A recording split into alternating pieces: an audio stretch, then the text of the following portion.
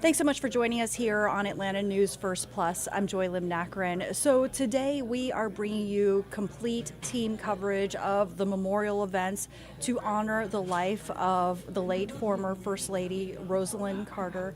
And I would like to now show you this image in Plains, Georgia.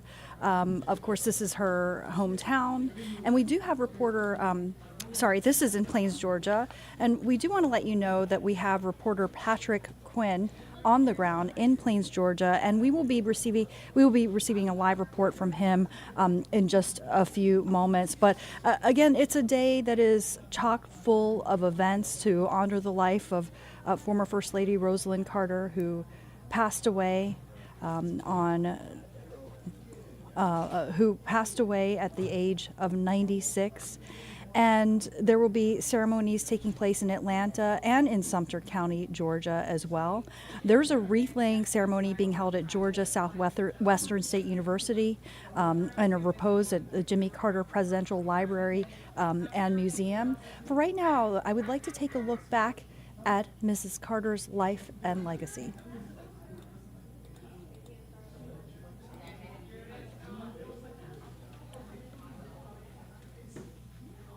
And get people talking about mental illness. She was synonymous with mental health advocacy and global humanitarian efforts.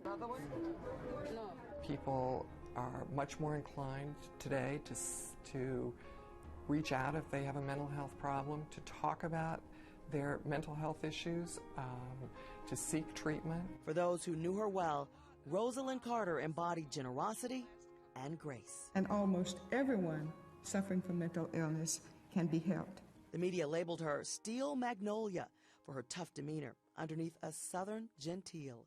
She freely spoke her mind concerning White House affairs, sometimes to the dismay of politicians, and championed causes many would not touch. I think that she never was concerned at all about her image. I think what she wanted to do was take advantage of the opportunity she had as First Lady to use the influence of the office to really tackle a problem that was extremely important to her. Kathy Cade served as former director of projects for Mrs. Carter during the presidency. So she created the first projects office ever for a First Lady, and to this day, subsequent First Ladies have maintained that office, and they still remain the center of staffing for whatever projects the First Ladies choose. Before she was First Lady, she was a shy, small-town girl from Plains, Georgia, who loved fly fishing and Frank Sinatra. Born Eleanor Rosalynn Smith in 1927, she was the oldest of 4 children in a Baptist home where everyone chipped in to make ends meet. And I think that faith is what has motivated her all of her life to reach out, to help others, and to be concerned about those who are vulnerable. Her devotion to caregiving started at 12 years old when her father was diagnosed with terminal leukemia. In 1970, as First Lady of Georgia, she began what would become her legacy. We've heard about the lack of adequate service. Improving resources for the mentally ill. Every person in this room should be proud of this report. Sometimes when you live the experience, that kind of drives your passion. Lisa Esom worked with Mrs. Carter at the Institute for Caregiving in Americus, Georgia, named in her honor.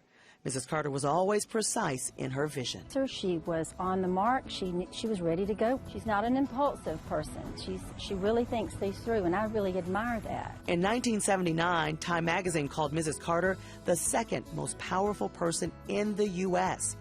She was one of her husband's most influential advisors, regularly attending cabinet meetings, even editing his speeches during an era when women were fighting to be heard. And she brought some of that sensibility to the White House, again in her very demure and correct way. But there is a steely center there. Jimmy Carter proposed 2 times before Rosalynn said yes. She was just 18 when they married in 1946. For more than 70 years, she never left his side. They would have 4 children together, travel the world, and change it for the better. They give realization to the idea of a couple as being one. And I know, in some respects, our modern era sees that as claustrophobic or doesn't want to commit, but they, I think, show really the joy of a loving relationship that literally stretches a life. Together, they would build more than 4,000 homes for Habitat for Humanity, work to eradicate guinea worm, and influence human rights around the globe. Pamela Scully teaches women's studies at Emory University and welcomed Mrs. Carter annually as part of the Distinguished Fellows Program. Many in Mrs. Carter's circle say her accomplishments were often downplayed, but that's likely how she wanted it. But I do think she's a modest woman who feels that there are other people, or who might feel there are other people who deserve more praise. But she deserves it too. From the beginning, Mrs. Carter took a front seat to her husband's political career while trailblazing her own agenda. The women's rights movement was at its peak during the Carter administration. There she advocated for the Equal Rights Amendment and fought for passage of a mental health care law in 1980, becoming the second First Lady behind Eleanor Roosevelt to testify before Congress. And that's what drives her life. She's not putting a finger in the wind to see where the wind's blowing. She is trying to move forward according to principles that she believes in. The American people have given us unlimited chances, unlimited opportunities. And we have wonderful friends who support our programs here at the Carter Center. Mrs. Carter never slowed down. After the White House, she remained committed to causes she believed in and continued to travel the globe raising awareness. You know, of all the presidents and first ladies that I've ever seen, she is the only one that has continued to give and give and give her entire life to service to others. Huge leaps and bounds have been achieved because she could open doors and she cared enough to do so.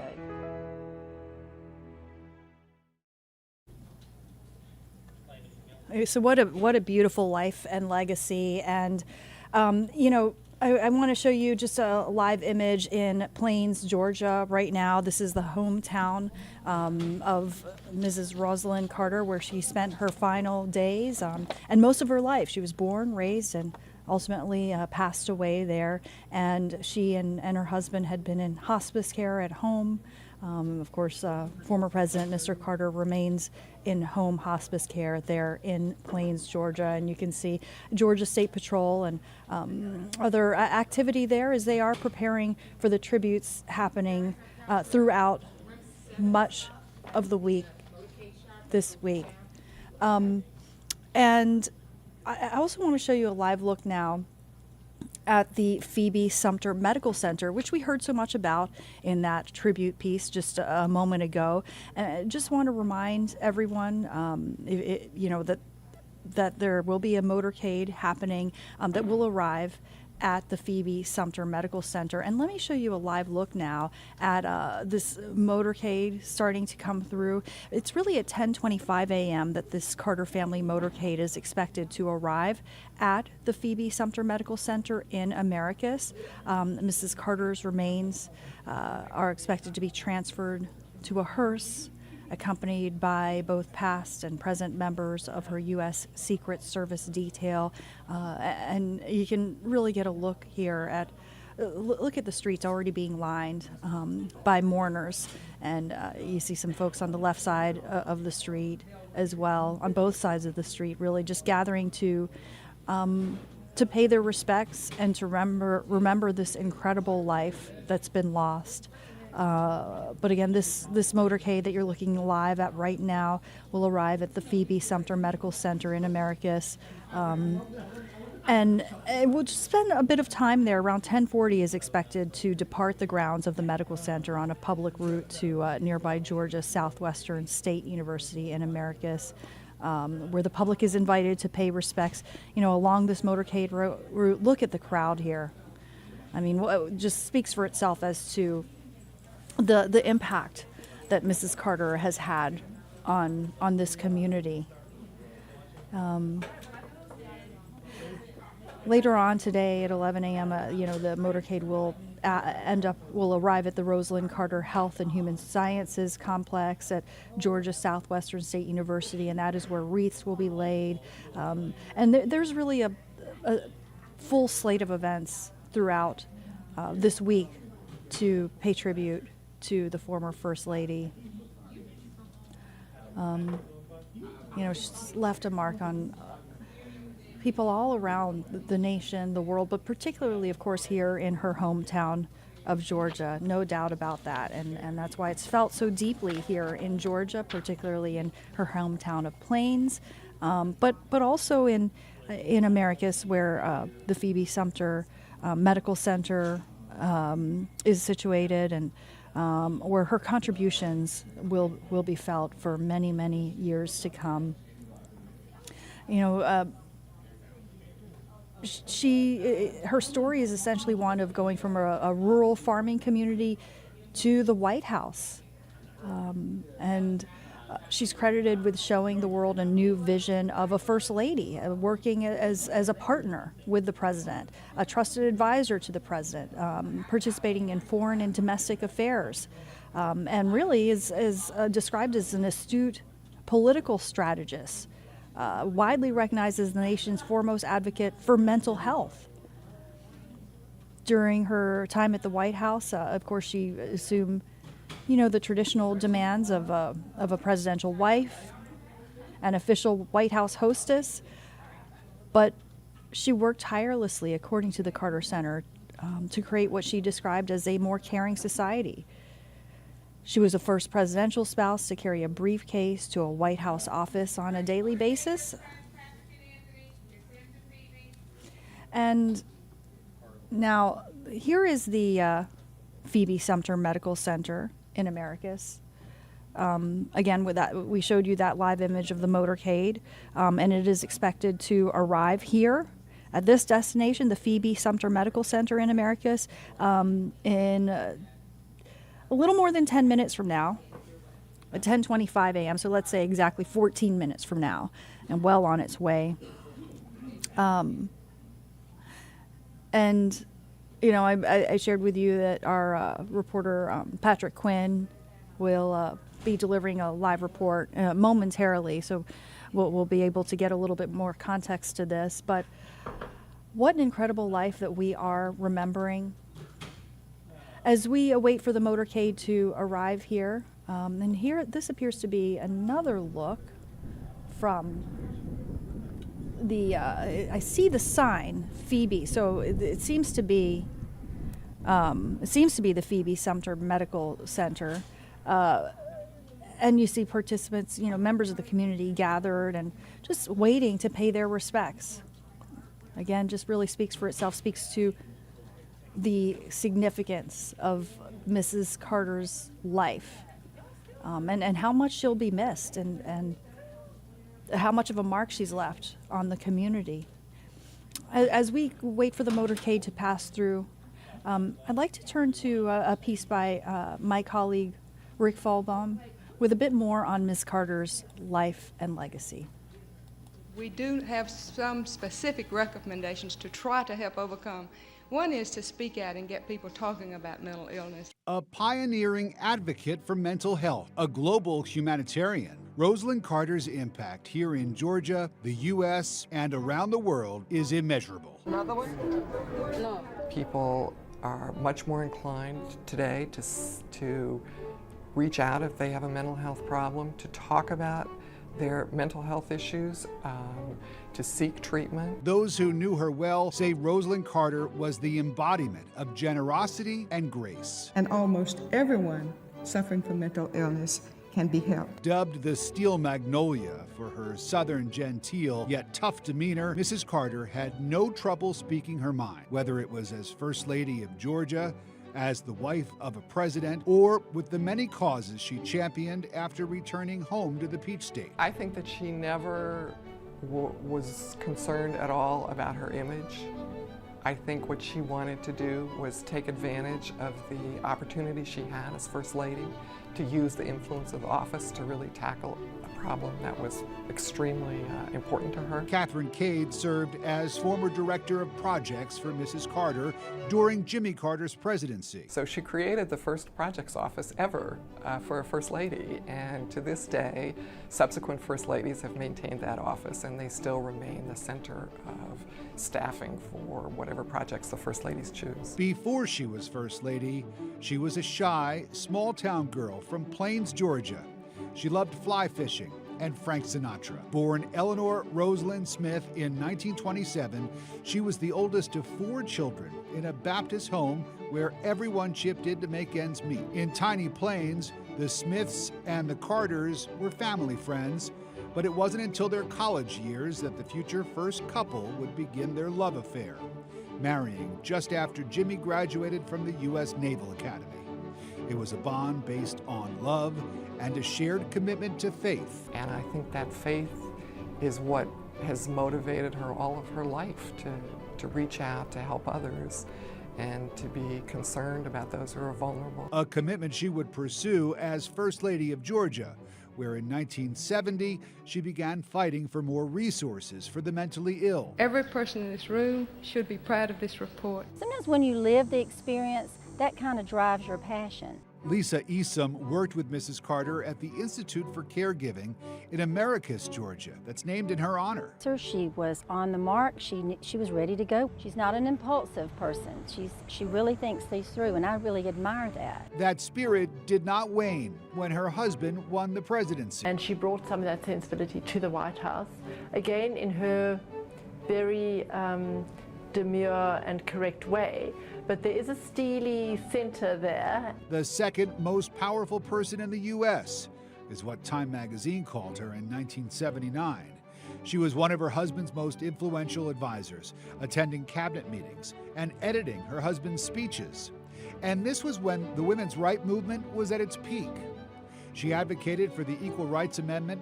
She fought for the passage of a mental health care law in 1980, even testifying before Congress, only the second First Lady after Eleanor Roosevelt to do so. But it was after the Carters left the White House that some of their most important work took place.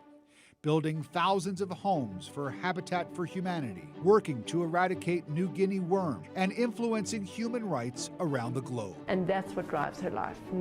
She's not putting a finger in the wind to see where the wind's blowing. She is trying to move forward according to principles that she believes in. Pamela Scully teaches women's studies at Emory University. She welcomed Mrs. Carter annually as part of the Distinguished Fellows program.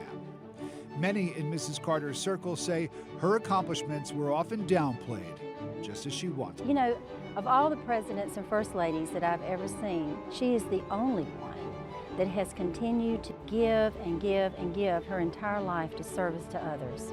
Huge leaps and bounds have been achieved because she could open doors and she cared enough to do so.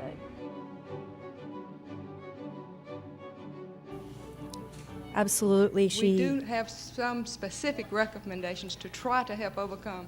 One is to speak out and get.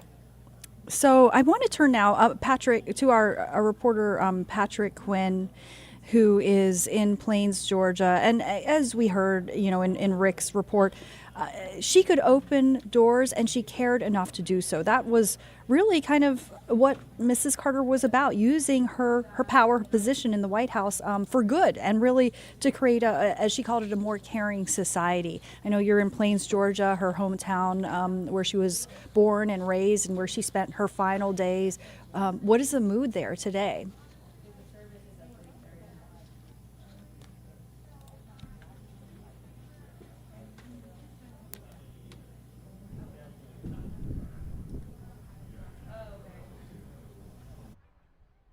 Away. It'll go by a medical center there before it heads to Georgia Southwestern State University. That's where she went to college. And rather than me talking about it, let me bring in Jody Muntz. I was talking with her as the motorcade was going by. Jody had just left probably 10 minutes ago. What were you feeling watching that string of cars? I felt as though I was kind of seeing it through, the last chapter of Miss Rosalynn Carter in Plains. And I had to come out just to see that. I probably won't attend Maranatha and the rest of the services, but I had to be at 1 to 3 occasions. And you were filming it on your phone. You said you have to go back and show your family. Yes. Why is it important for them to see this moment as well? I guess your kids are in school, so they couldn't be here, Yes. but you made a point to capture this moment. Absolutely. And we agreed over the Thanksgiving holidays that I would make sure I got plenty of pictures and videos. They were not able to be here, some out of state, and they were hating to leave because they wanted to be here for this monumental occasion. even after my grandkids, I hated for them to be in school this morning. I thought, oh, wow, in Georgia, in this hometown, that it would be a place in history for them. I mean, this is in the books. First Lady from this little town. She was y'all's First Lady. Yeah. Before she was the country's First Lady, she was y'all's First Lady. Absolutely. You're wearing black. I don't know if that was intentional. What is I'm in mourning. You're in mourning. Yeah, I'm in mourning. She was a part of this community for a long time. I was born and raised here 57 years ago, and the Carters were a part of this community, small. They were intimate with a lot of the citizens. I'm for one, I feel like it's a blessing for me to tell some of that this morning, how over the years, if you were having reunions or cookouts in the yard or even graduations or pageants, that if you called them, they would come. I mean, Secret Service, of course, but hey, they would come. Let's pause for a second. There's a train going by right here. It's a little bit loud, going right through the middle of downtown Plains. We're going to give a shot right here. I can't quite see the back end of it. I don't imagine it's going to be a long train. Maybe this is just a sign that life is carrying on in Plains. Work will continue to go. We saw some farmers just up the street bringing in peanuts, and they're leaving. I mean, work goes on, life goes on. What does the future here in Plains look like without Rosalynn Carter? Oh, right now we'll just think about how he feels and what he's going through right now. I imagine it has to be hard. I'm wondering what he's feeling.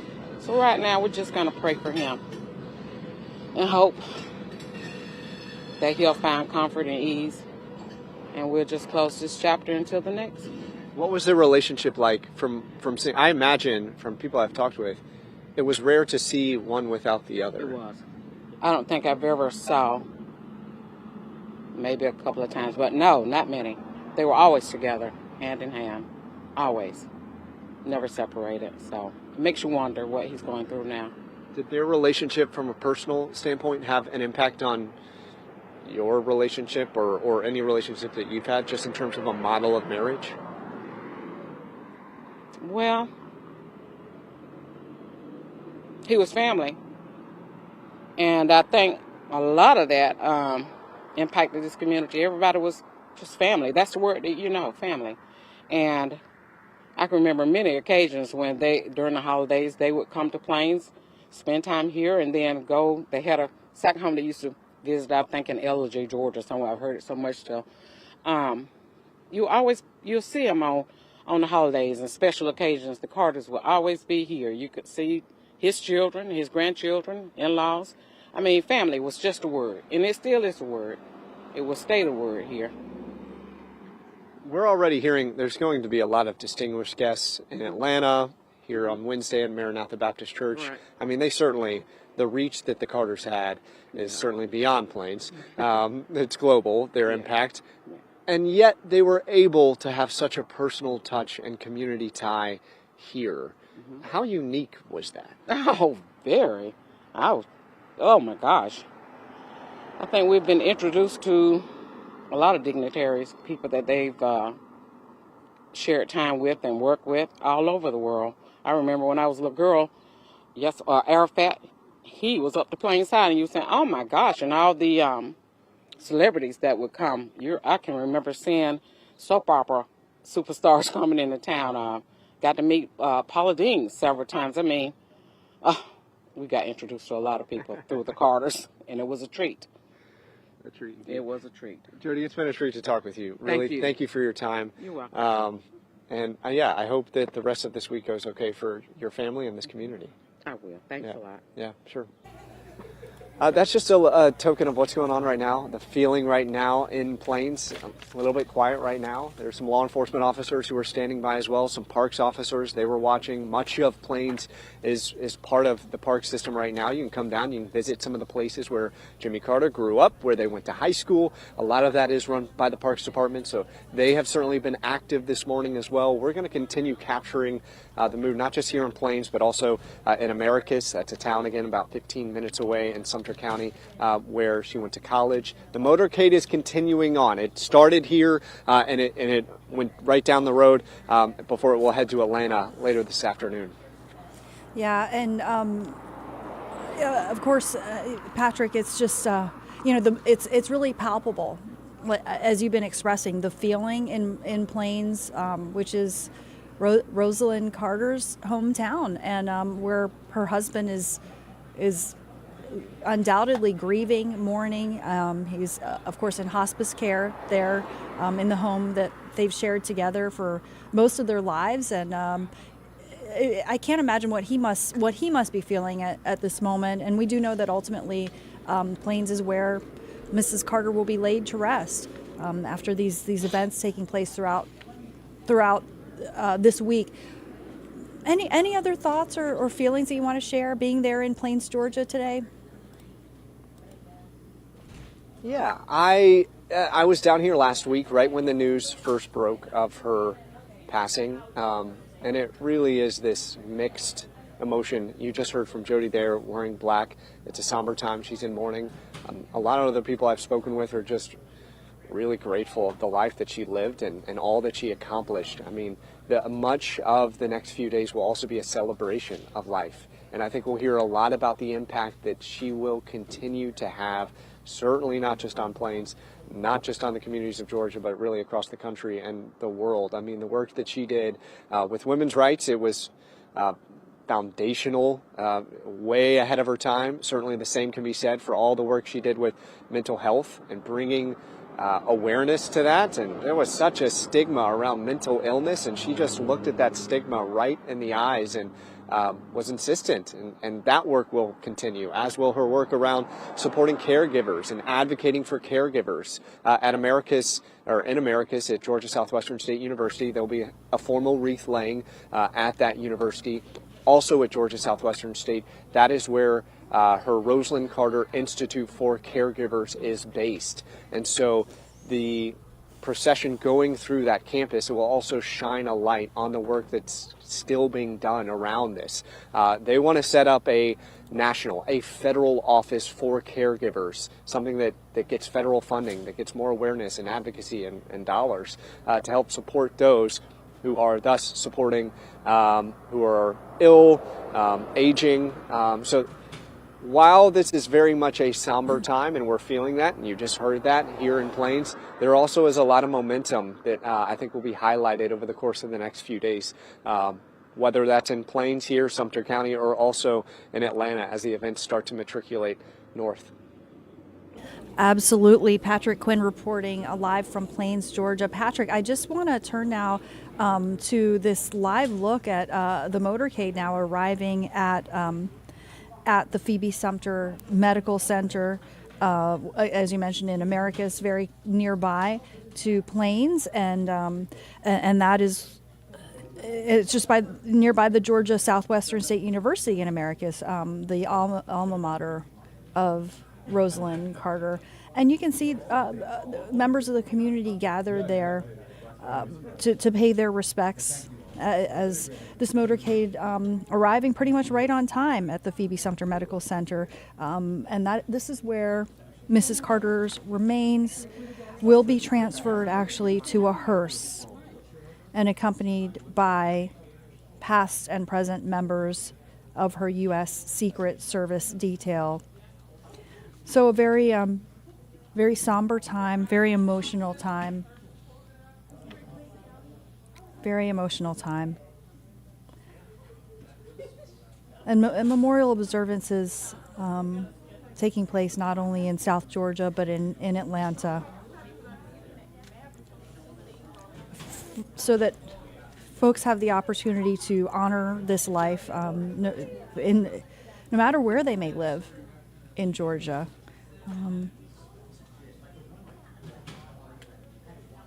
And just as you can see, flags raised to half staff there at the Phoebe Sumter Medical Center in honor of the former First Lady, as the community remembers her life.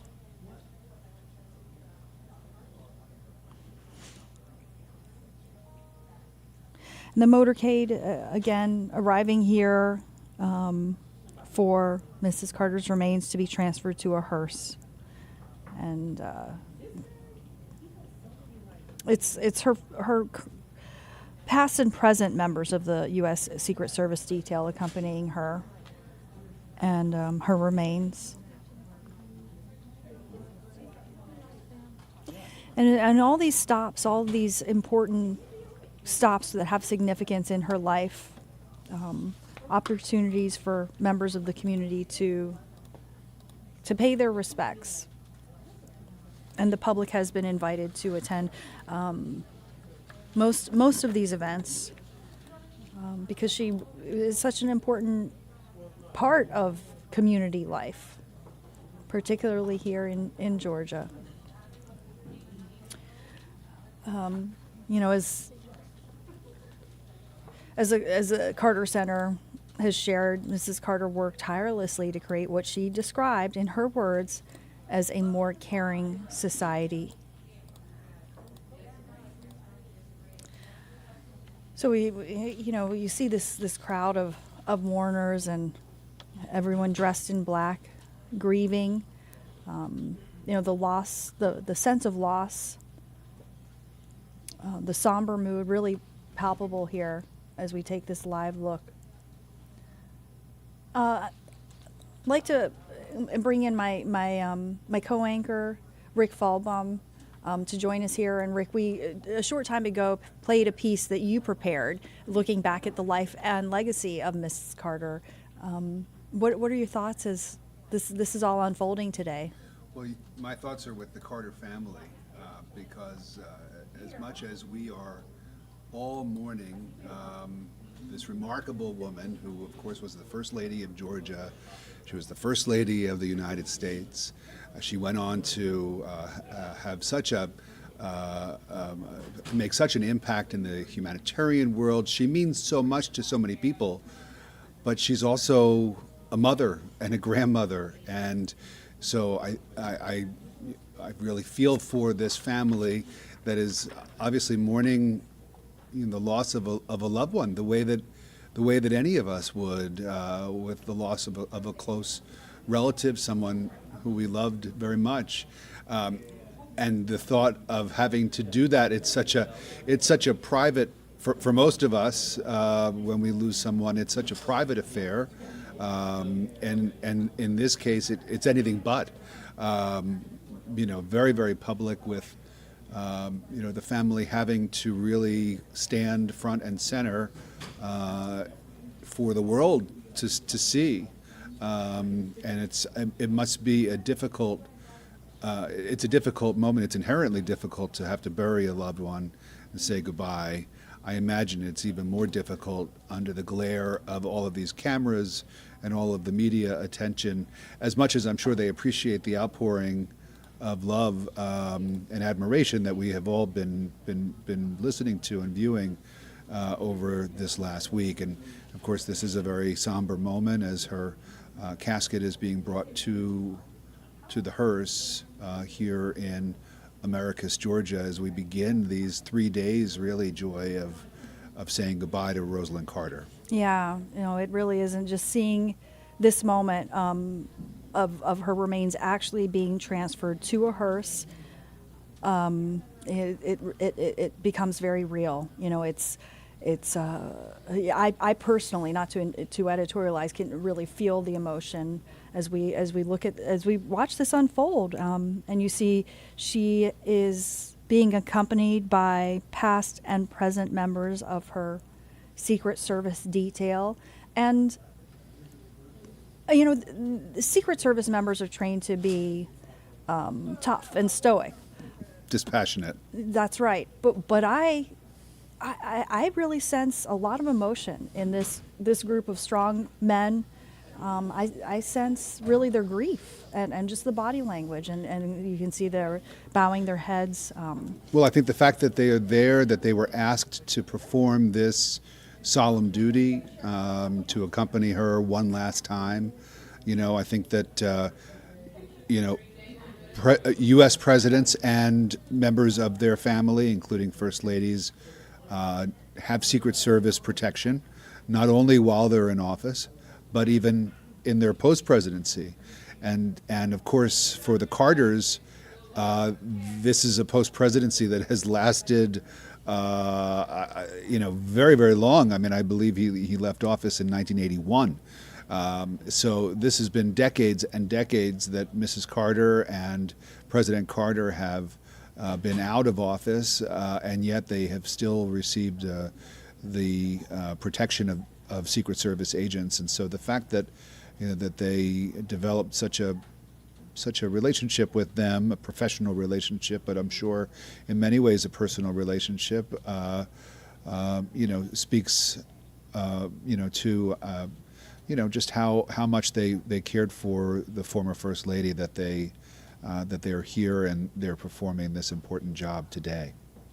Yeah, no, absolutely, and absolutely, and this is one important stop on the motorcade, and you're probably wondering why is this casket being loaded here? Well, of course, as we've been mentioning, this is really almost a week full of events to remember this life lost, and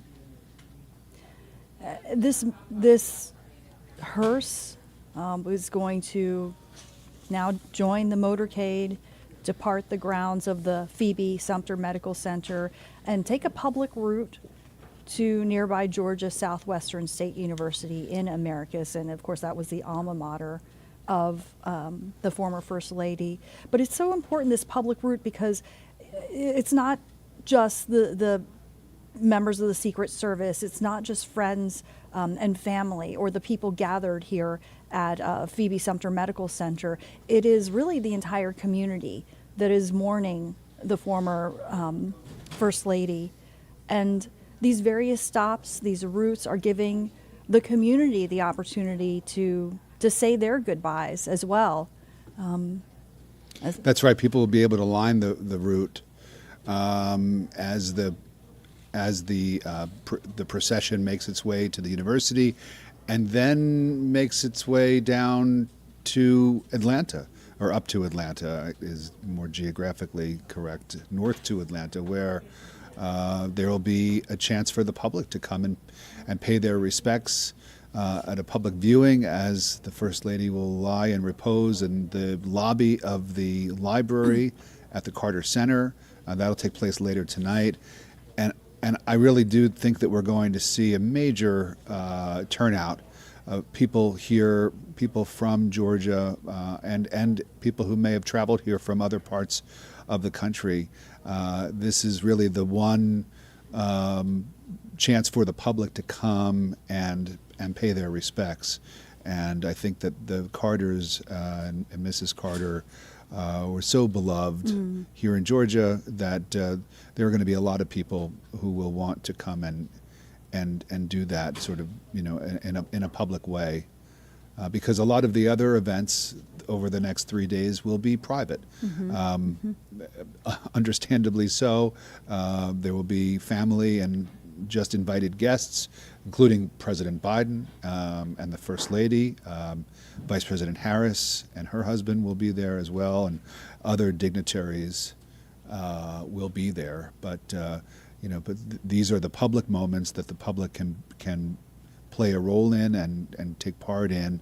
And I think there's going to be there'll be a lot of people who will want to do that tonight. Absolutely. And despite the overwhelming grief that everyone involved in this event is undoubtedly feeling at this moment, I am just so impressed by the discipline being exercised by this team in really sticking with the schedule of events in order to really give the members of the public a chance to say their goodbyes, and right on time, as planned, 10:40 a.m., the motorcade departing the grounds of the medical center in this public route to Georgia Southwestern State University, for the public to get their chance to say goodbye. And again, Ms. Carter is an alumnus of Georgia Southwestern State University, so another important stop along the way, an important place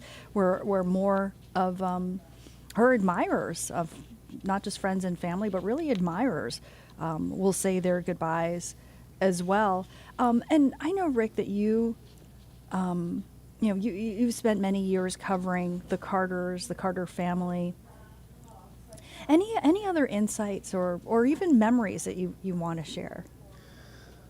Well, I think that the main thing, is that sets President Carter and Mrs. Carter apart from other former presidents and residents of the White House is the career and the lives that they led after leaving public office. You don't typically, we have not typically seen very many former presidents leave office and then go on, for example, to win a Nobel Peace Prize, the way that President Carter did in his post-presidency. And of course, Mrs. Carter was very, very involved with her husband in many of the endeavors and charitable works that they did with Habitat for Humanity, for example, and seeing the Carters, up until only a couple of years ago, they were able to go out and actually help to build homes with Habitat for Humanity, literally holding the tools and hammering the nails and doing the work, and that is something that I think has earned them the admiration and the respect of people across the political spectrum. Of course, he was a Democrat. He was a centrist Democrat who was governor here and president for one term. He was voted out after only one term. He didn't get to serve two. But then it's his post-presidency, and along with Mrs. Carter, that I think has allowed the two of them to really rise above a lot of the partisanship that we typically see when we talk about, people in public life, elected office, as the procession now leaves the hospital on its way to the university, and we watch it go. I think that's really what distinguishes President Carter and Mrs. Carter from other former inhabitants of the White House, is the way that they dedicated themselves to philanthropy and to helping others once they left office. And the sheer number of years, as I said, it was 1980 was the election where Ronald Reagan beat President Carter, and he was sworn into office. President Reagan was in January of '81. So it's been a long, long time that President Carter has been out of office, and Mrs. Carter has been a former First Lady, but it's really what they've done over those decades that I think is really what's going to be remembered most. Now, of course, there were many things that Mrs. Carter did while she was First Lady that were also very, very significant and that have had lasting impacts on the country and the conversations that we have about certain topics. Of course, I think what's been most discussed is her advocacy for mental health care, talking about mental health back in the 1970s was really not something that a lot of people were doing. There was a stigma attached to it. And a lot of times people who suffered from severe mental illness, did not have the resources that they have now. There wasn't the ability to treat them in the kinds of ways that there is now. And yet, Mrs. Carter felt strongly about that as a cause, the way that First Ladies typically choose a couple of issues that they care about and sort of make that their sort of agenda while in office. And that was one of the things that Rosalynn Carter decided that she wanted to really wrap her arms around. And I think it had a profound effect on the country and still does to this day. As we take a look at some of the hospital staff that had come outside to see her off as well. See some of the doctors in their greens and their scrubs stepping away from their duties to come and pay respects to the former First Lady. It's a poignant scene, and I think again it is really indicative of the kind of respect and admiration that people have for Mrs. Carter and former President Carter as well. Yeah, absolutely, absolutely, and this is really precisely why we have so many events slated throughout this week for members of different communities to get their chances to pay their respects. And you see flags ordered at half staff here at Phoebe Sumter Medical Center, at various places all around the state of Georgia and beyond, because it's such a somber time. It is somber, definitely somber. But at the same time, she was 96 years old. This is someone who lived a long, long life. A lot of us would feel very grateful to have that kind of longevity and be able to reach the age of 96. So while it is somber, I don't know that it's sad. I think that it's more, this is an opportunity to celebrate the life and the legacy, to pay tribute and honor all that she stood for during her 96 years. That's so true, Rick. That is so true. You're right, and of course people are saying their goodbyes, and in that respect, there's grief, absolutely. Whenever a life is lost of someone so beloved, there's grief, there is pain.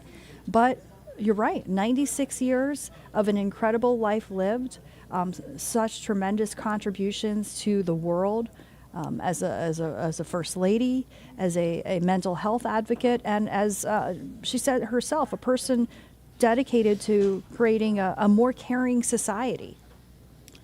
A humanitarian. I think that's a good way to think of her, a good way to think of President Carter. They really did dedicate themselves to that cause, to being human and to helping other humans here in the U.S. and around the world. And I think that's how they'll be remembered. And we can't say goodbye to the former First Lady without obviously thinking about her husband, who is 99. So he also has lived a very full life.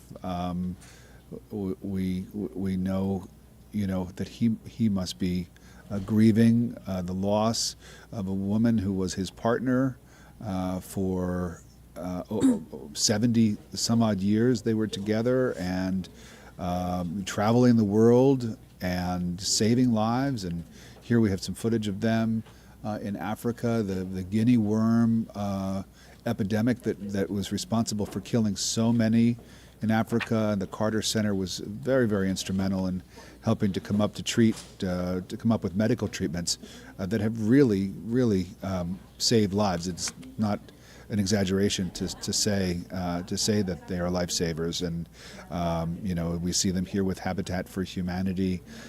So we keep President Carter in our prayers and in our thoughts today on what we know is a very, very difficult time for him, and it will be interesting. I know that there was some discussion that he would be a part in the events today. He wanted to be, and then there was a decision that he would not take part in the procession today. But I think that he will make every effort, and the family will make every effort to allow him to attend the funeral services on Wednesday, and that will be something. If we see former President Carter, who we know has been wheelchair bound for a while now, but if we see him there in attendance, that will be a very, very poignant moment, and very relatable. I think that this is we all experience this. We're all going to experience it at some point. So to see, people of that stature going through the same things, the same types of emotions, grappling with the same kinds of health issues and advanced age that all of us hope to be able to reach one day. I think that it makes them very relatable, and I think that it helps people to feel connected to the Carter family during this week as they say goodbye to their matriarch. Absolutely, and you talk about kind of the pain and the grief that is natural when losing a spouse that, certainly, I mean, as you mentioned, the Carters have been married for 70 plus years, an incredible life that they've built together. I'd like to now turn to a look at really their incredible relationship and their love story. Torn down the barriers that separated those. The saying goes, behind every great man is a great woman. Always a step behind her husband, or more often at Jimmy Carter's side, you would find Rosalynn Carter.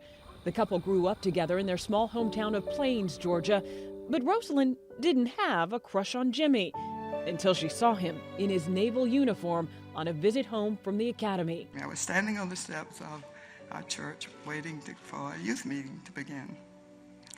And he rode up in the car with Ruth and her boyfriend, got out and asked me to go to the movie with him. Well, of course, I left the meeting, I went to the movie. Don't ask me what it's about, I have not the slightest idea. Well, I didn't have any idea what Rosa was going to say, but I think I came away fairly unscathed, and I'm grateful to you, sweetheart. They kissed on that first date and married in that church in 1946, a union that would grow stronger over time. Hard work has been the driving force in Jimmy Carter's life. After moving around the country on military assignment, the couple returned to run the family peanut farm in Plains, where they raised their 4 children. Carter was elected governor in 1970. They're looking for a candidate they can trust. They see Jimmy and they respond to him. It's great.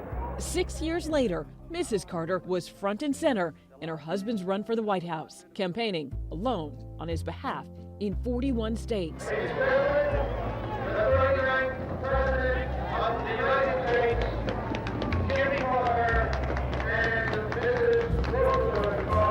During their time as the first couple, Mrs. Carter supported her husband's work, something she did until his last day. He's a good father, good grandfather, good great-grandfather, and I'm proud of him.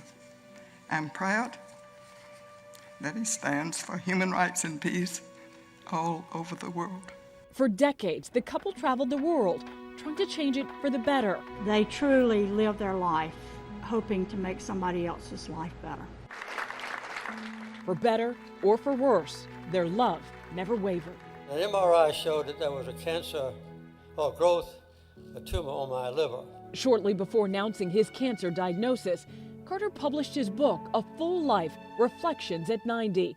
Inside, a portrait he painted of his lifelong love, along with a dedication to her, to Rosalynn, who has kept my life full of love. Well, the best thing I ever did was marrying Rosalynn. That's the pinnacle of my life. I think I have been as blessed as any human being in the world.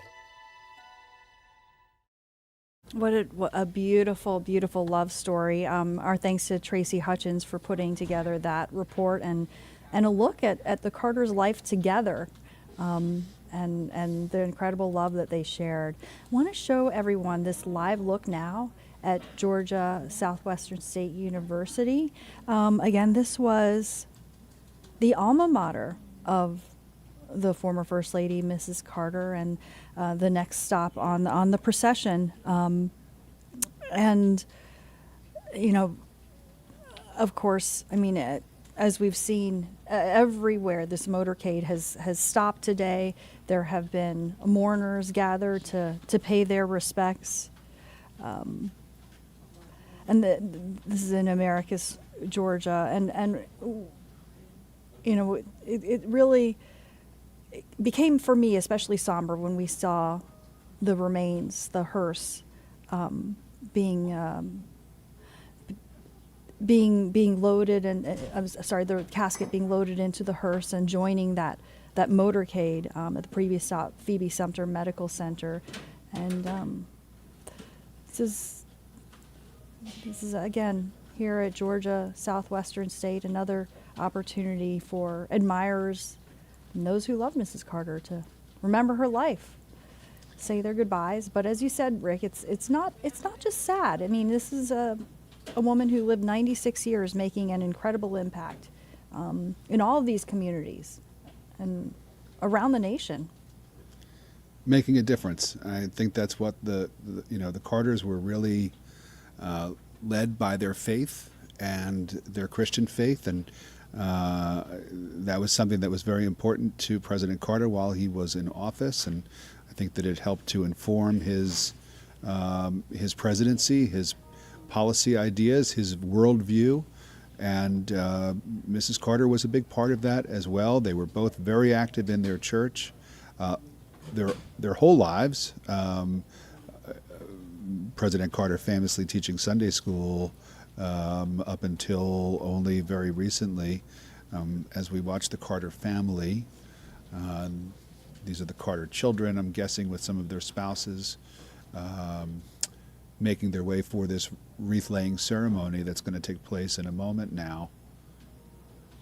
And you can see the honor guard standing there with the wreath that will be placed here at an important moment here.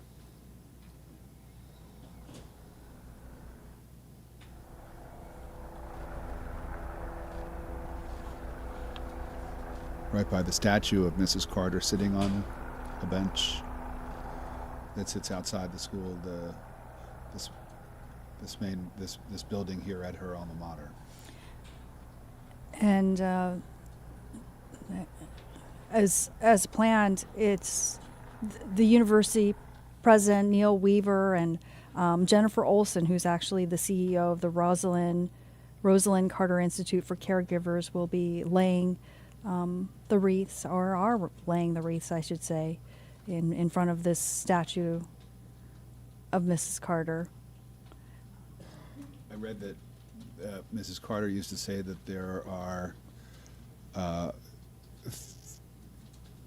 I'm going to screw up this paraphrase of a quote, but she said that there are different types of people. There are people who are caregivers, who will be caregivers, who need a caregiver, and who currently have a caregiver. That was something that was so important to her as well, the idea of helping the elderly and helping those who help the elderly. As we watch this ceremony involving a woman who was a big part of that caregiver group that Mrs. Carter helped to establish. Yeah, no, and just kind of taking a look here at that.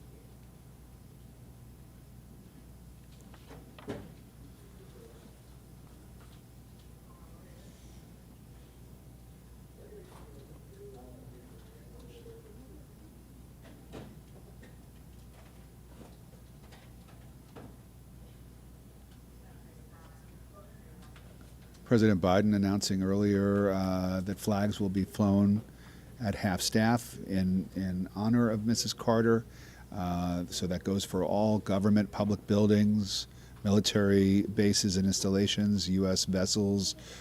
So if you're driving around and you see flags at half-staff in the coming days, it's for Mrs. Carter, and it will remain that way until sunset on Wednesday. Mm-hmm. That's the day of Mrs. Carter's funeral. President Biden ordering that directive on the flags from now until sunset Wednesday night. Mm-hmm. And this is really the final stop that we're looking at now in Sumter County for today, because after this stop here at Mrs. Carter's alma mater, Georgia Southwestern State University, excuse me, the motorcade will be making its way to Atlanta, to the Carter Presidential Center. And we see some members of the Carter family there. I believe that's Amy Carter,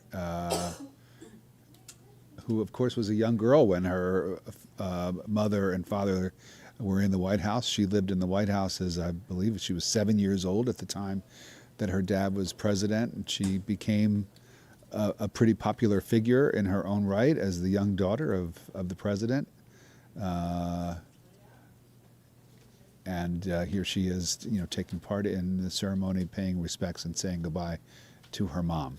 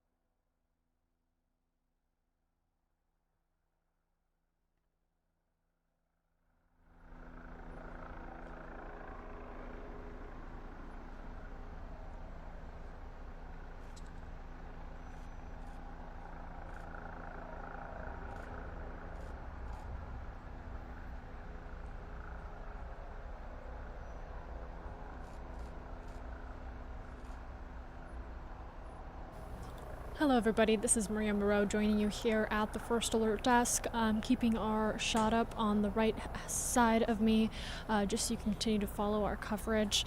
Our anchors, Joylyn Nakrin, Rick Folbaum, stepping away to bring you continuing coverage coming up at Atlanta News First at noon. But I want to take you out to this procession that we're currently following as Georgia pays tribute to former First Lady Rosalynn Carter, beloved former First Lady, now leaving the Georgia Southwestern State University. This is the Rosalynn Carter Health and Human Sciences Complex, and making its way, this motorcade now, with the former First Lady to Atlanta, where they will arrive at the Carter Presidential Center, specifically the Jimmy Carter Presidential Library and Museum.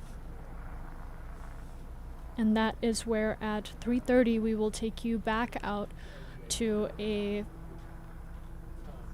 our live coverage of the Repose service, where the former First Lady will lie in repose, and the Georgia community and those who loved and remembered and cherished the Carters and Rosalynn Carter will have a chance publicly to say their final goodbyes as the former First Lady lies in repose from 6 o'clock to 10 o'clock. That public viewing is available at the Jimmy Carter Presidential Library and Museum. That's located along 435 Peachtree Street. If you had some time this evening to come out, I know I certainly will, to pay your respects. That is where the former First Lady will lie in repose.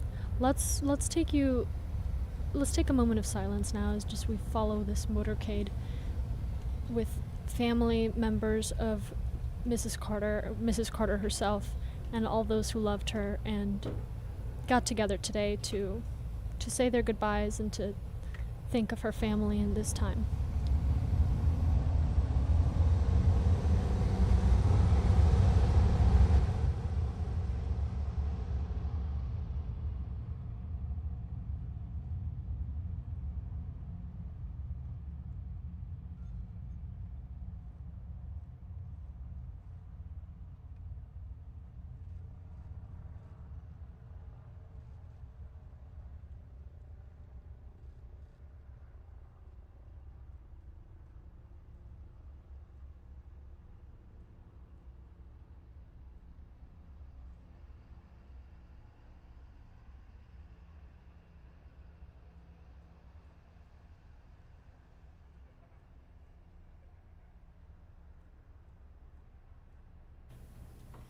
If you're watching this on our various ANF Plus digital platforms, by the way, if you are watching us on YouTube Live, we are also on Roku TV, Apple TV, Amazon Fire TV.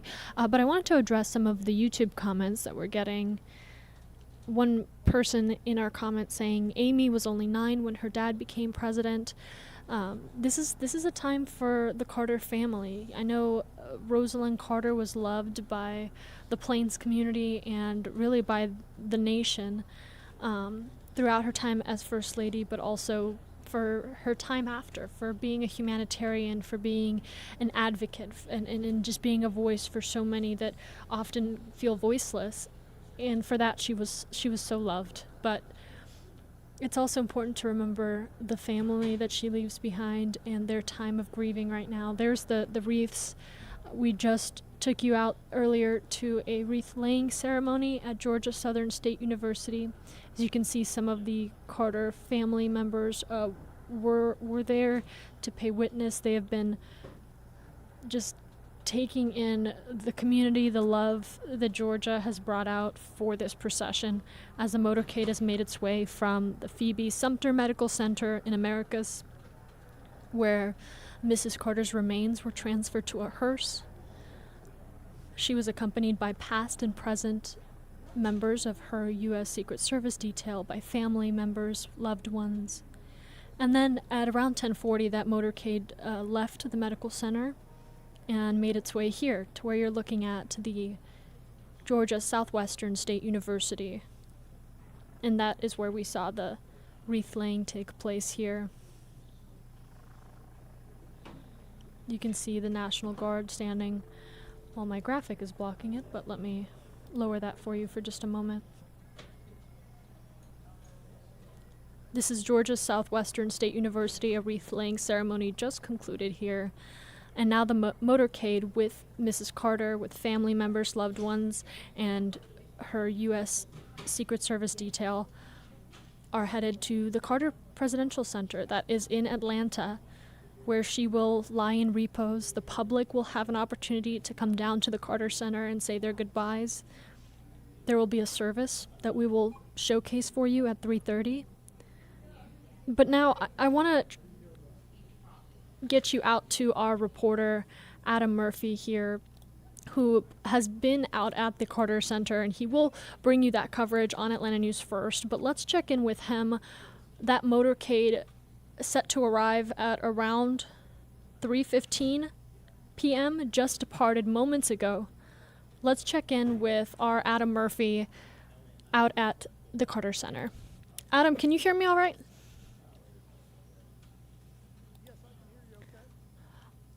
We just took our viewers out to Georgia Southwestern State University, the wreath-laying, a beautiful wreath-laying. Family members of the Carters were there, and then we saw that motorcade take off, heading for the Carter Center in Atlanta. That's where you are right now. How are things over there?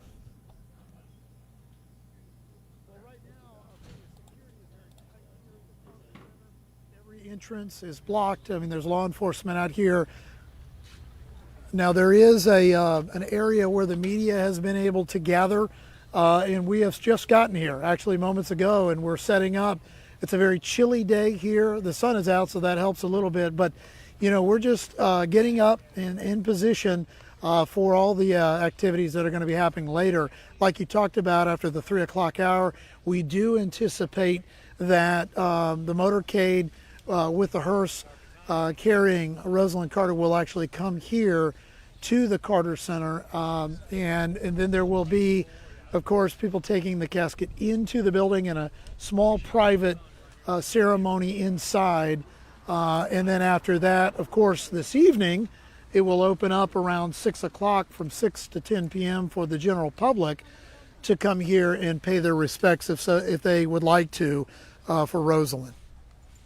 And you know, throughout our times covering the Carters, they've done some significant work both in their humanitarian efforts and advocating for the voiceless often. I know you are a longtime Atlanta and Georgia journalist, Adam. Talk to me a little bit about your favorite memories covering the Carters. Well, I'll have to tell you, I mean, one of the most memorable moments I think that I recall are when the Carters would attend the Atlanta Braves games back in the 80s. And I was living in the Atlanta area. I was young at the time, and just enjoyed seeing them. They were always big supporters and big fans of the Atlanta Braves. And you may remember that famous shot of them on the kiss cam. They were just such an incredible couple together. 77 years, it's really amazing.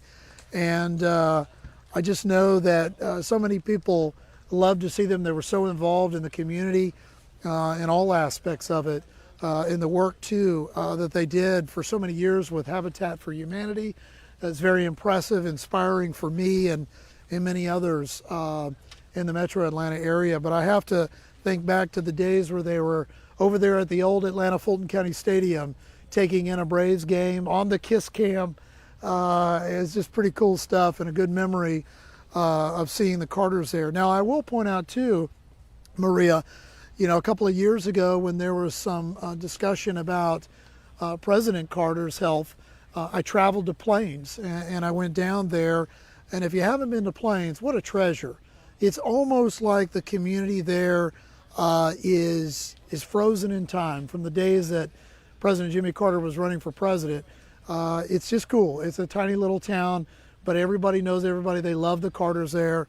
There's a lot of signage and so forth up, even presidential signage from back in the day when President Carter was running for the Oval Office and the White House. And there's a lot of historical areas over there. The school that they went to is a museum. So if you ever get an opportunity and you want to learn more about the Carters, the Presidential Library here at the Carter Center, I should say, is a great place to visit, but so is Plains. You'll learn a lot about them too and what they've done through the years.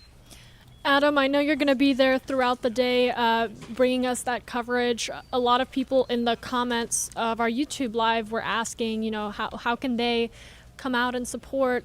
We mentioned there would be a public viewing from 6 o'clock to 10 o'clock where Mrs. Carter will lie in repose. Have you had a chance to talk to anybody at the Carter Center or out there yet? I mean, what's the mood out there?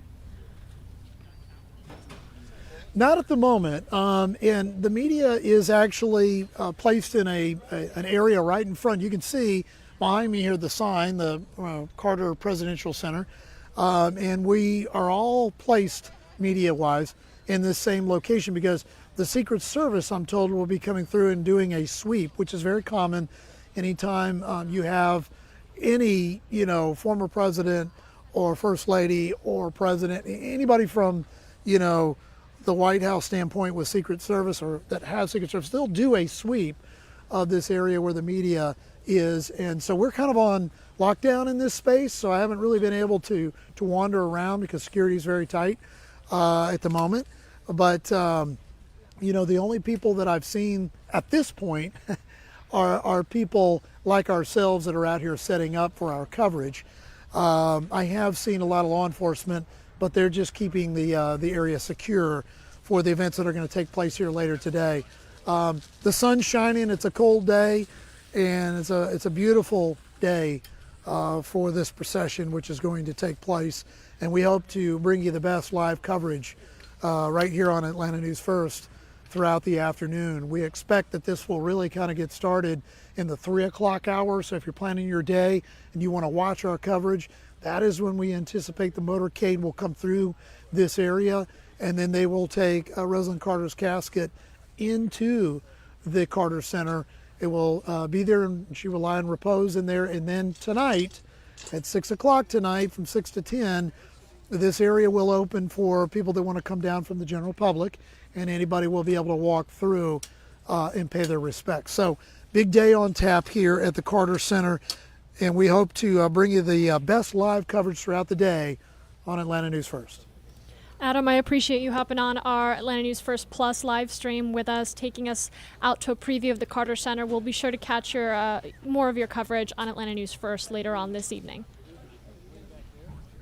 Thank you. All right, and I want to take you back out here to the wreath laying where just moments ago we saw the Carter family come out, the U.S. Secret Service detail for Rosalynn Carter. And now you could, and my camera just froze. Sorry about that, guys.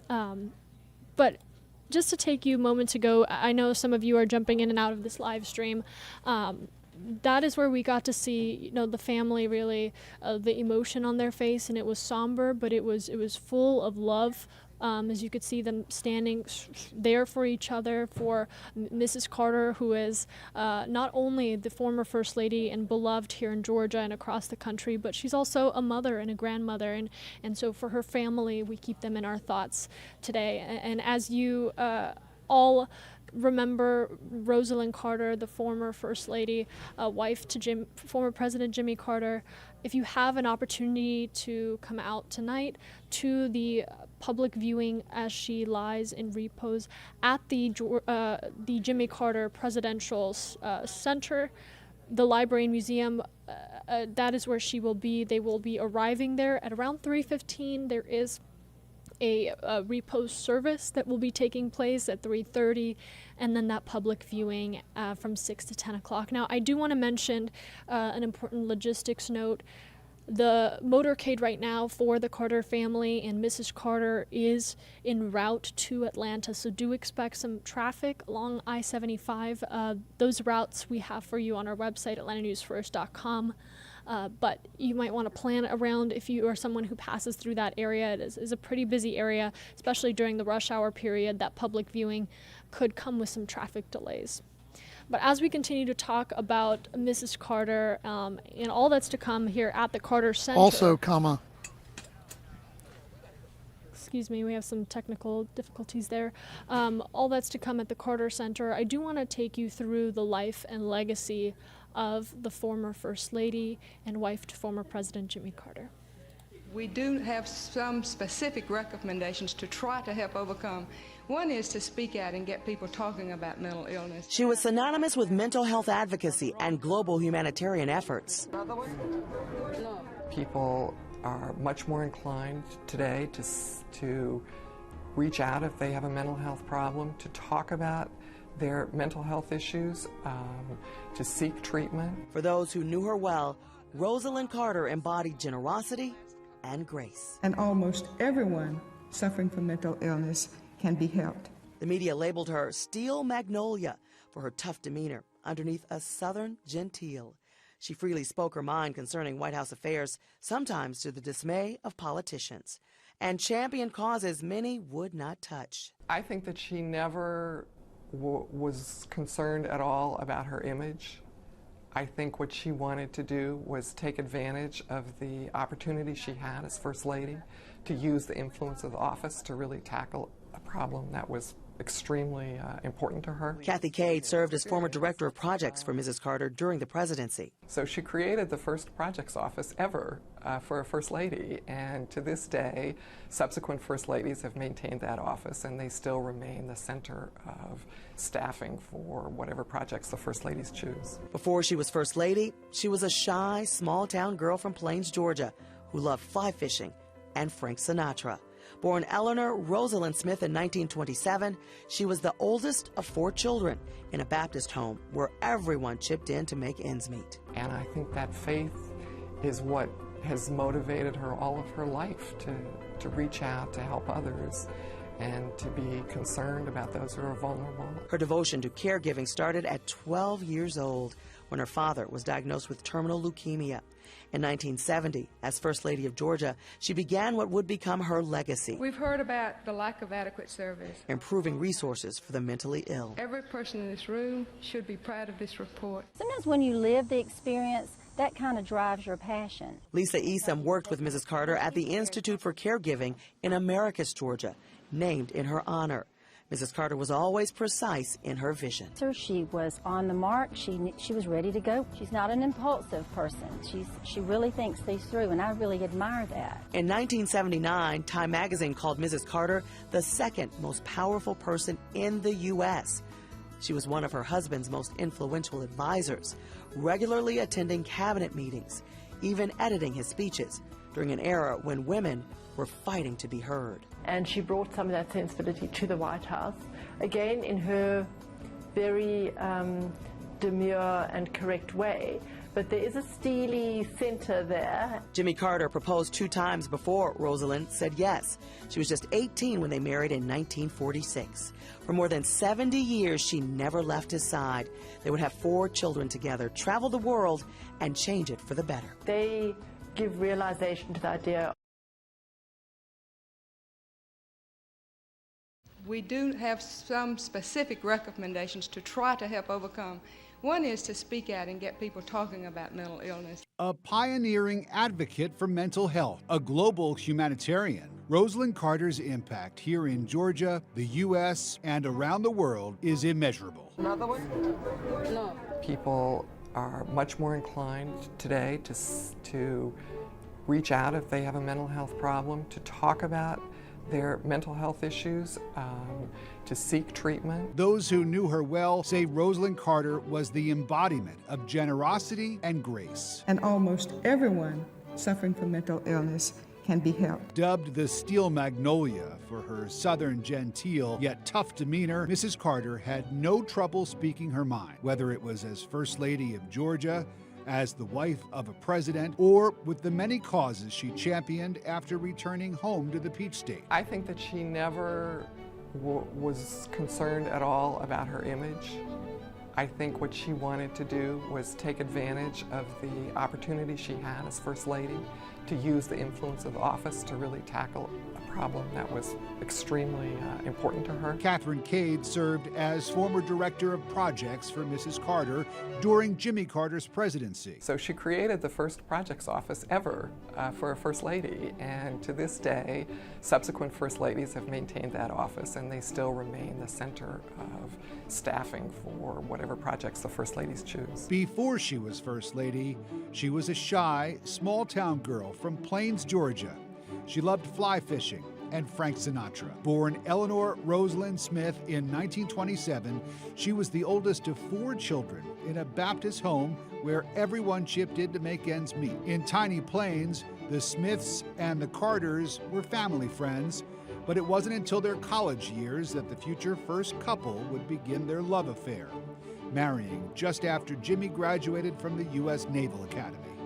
It was a bond based on love and a shared commitment to faith. And I think that faith is what has motivated her all of her life to reach out, to help others, and to be concerned about those who are vulnerable. A commitment she would pursue as First Lady of Georgia, where in 1970 she began fighting for more resources for the mentally ill. Every person in this room should be proud of this report. Sometimes when you live the experience, that kind of drives your passion. Lisa Esom worked with Mrs. Carter at the Institute for Caregiving in Americus, Georgia, that's named in her honor. She was on the mark. She was ready to go. She's not an impulsive person. She really thinks things through, and I really admire that. That spirit did not wane when her husband won the presidency. And she brought some of that sensibility to the White House, again in her very demure and correct way. But there is a steely center there. The second most powerful person in the U.S. is what Time magazine called her in 1979. She was one of her husband's most influential advisors, attending cabinet meetings and editing her husband's speeches. And this was when the women's rights movement was at its peak. She advocated for the Equal Rights Amendment. She fought for the passage of a mental health care law in 1980, even testifying before Congress, only the second First Lady after Eleanor Roosevelt to do so. But it was after the Carters left the White House that some of their most important work took place. Building thousands of homes for Habitat for Humanity, working to eradicate New Guinea worm, and influencing human rights around the globe. And that's what drives her life. She's not putting a finger in the wind to see where the wind's blowing. She is trying to move forward according to principles that she believes in. Pamela Scully teaches women's studies at Emory University. She welcomed Mrs. Carter annually as part of the Distinguished Fellows program. Many in Mrs. Carter's circle say her accomplishments were often downplayed, just as she wanted. You know, of all the presidents and first ladies that I've ever seen, she is the only one that has continued to give and give and give her entire life to service to others.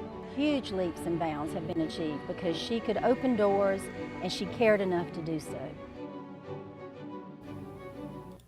Yeah, what a remarkable person, remarkable legacy to look back on, and a remarkable love story for the Carters, 77 years that they were going strong and really involved, both of them, with their humanitarian work and their advocacy that went way beyond their time in the White House.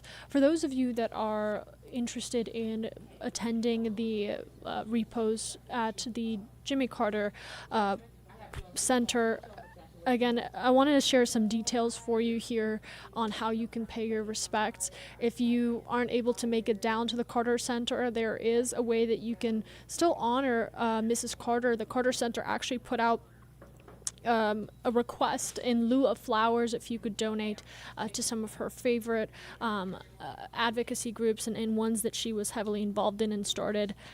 For those that are able to attend the Repose, I do have some information here for you. Now, keep in mind there will be no public parking available at the Presidential Center. You should plan to use shuttle buses. Now, those buses will depart from St. Luke's Episcopal Church parking lot. That is on 436 Peachtree Street every 15 minutes from 5:30 to 9 p.m. So you'll be able to park in that area along 436 Peachtree Street and then making your way via the shuttle to the Carter Center, where you can attend the public viewing for Mrs. Carter.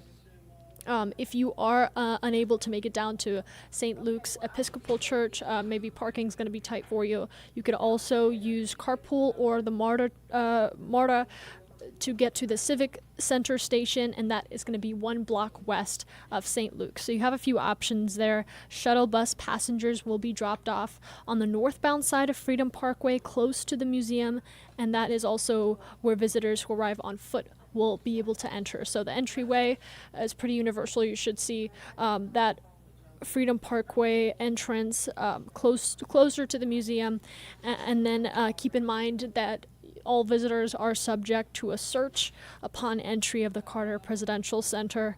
There is a list of prohibited items we'll show you in a moment, but that includes your typical large bags, policies, and other similar items. Camera bags are going to be prohibited, as well as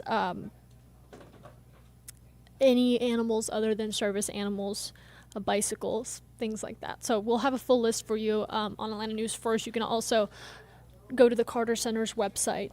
Now, again, if you are unable to attend this and you are looking for ways to donate to the Carter Center, they have said that you can do so in lieu of flowers, though. If you can make a donation online via the Carter Center, that is going to be appreciated. The Carter Center has said that the family is requesting that contributions be made to the mental health program or the Rosalynn Carter Institute for Caregivers, both things that she championed her whole life, not just as First Lady, but really throughout her lifetime. She dedicated to advocacy for mental health, dedicated to advocacy for caregiving. At this time, I want to play for you just some of the reactions that we got. As you can remember, November 19th, everyone got the news of Mrs. Carter's passing.